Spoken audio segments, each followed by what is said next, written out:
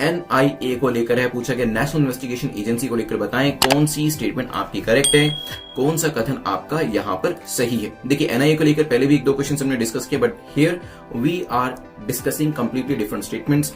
पहली स्टेटमेंट कहती है एनआईए एक सेंट्रल काउंटर टेररिज्म एजेंसी है that comes under ministry of home affairs. तो ये पर्टिकुलर मिनिस्ट्री का नाम दिया गया है और उसका काम दिया गया है। जुरिस्डिक्शन की बात करें एनआईए की, that lies with in India only, तो इंडिया के अंदर ही इसकी जुरिस्डिक्शन फॉल करती है। And officers of the NIA that is national investigation agency, उनको कहां से लिया जाता है, उनको आईपीएस एंड आईआरएस से लिया जाता है। सोचिए फिर करते हैं इसके ऊपर डिस्कशन। चलिए, तो रिसेंटली नेशनल इन्वेस्टिगेशन एजेंसी जो है ये भीमा कोरेगांव के जो एक्यूज थे उनको लेकर इन्वेस्टिगेशन को लेकर ये न्यूज में थी एजेंसी, दैट्स व्हाई ये क्वेश्चन बनाया गया है। अगर बात करी जाए एनआईए की, सो अगर 2019 की अमेंडमेंट देखी जाए एनआईए के अंदर, क्योंकि देखिए यूपीएससी इस तरीके की चीजों को जरूर पकड़ता है जो भी रिसेंट अभी अमेंडमेंट्स हुई होती है। तो 2019 में एनआईए अमेंडमेंट एक्ट 2019 आया था।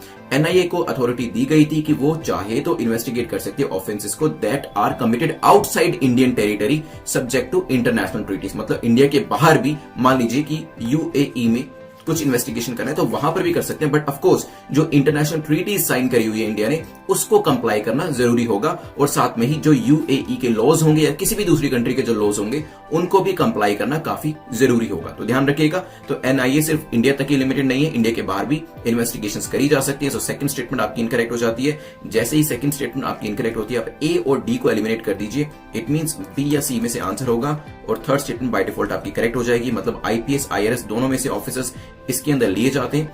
और अगर हम बात करें फर्स्ट स्टेटमेंट की, so yes it is a counter terrorism agency जो कि एमएचए के अंदर आती है, ये स्टेटमेंट भी हमारी करेक्ट हो जाएगी। आंसर क्या हो जाएगा, B will be the correct answer. ध्यान रखिएगा, लास्ट में मैंने आपको बताया था एनआईए को अगर इन्वेस्टिगेशन करनी है किसी पर्टिकुलर स्टेट के अंदर, क्या स्टेट की इजाजत की जरूरत पड़ती है या नहीं पड़ती है, मुझे बताइएगा। एनआईए के केस में क्या अप्रूवल चाहिए होता है, एंड व्हाट अबाउट सीबीआई।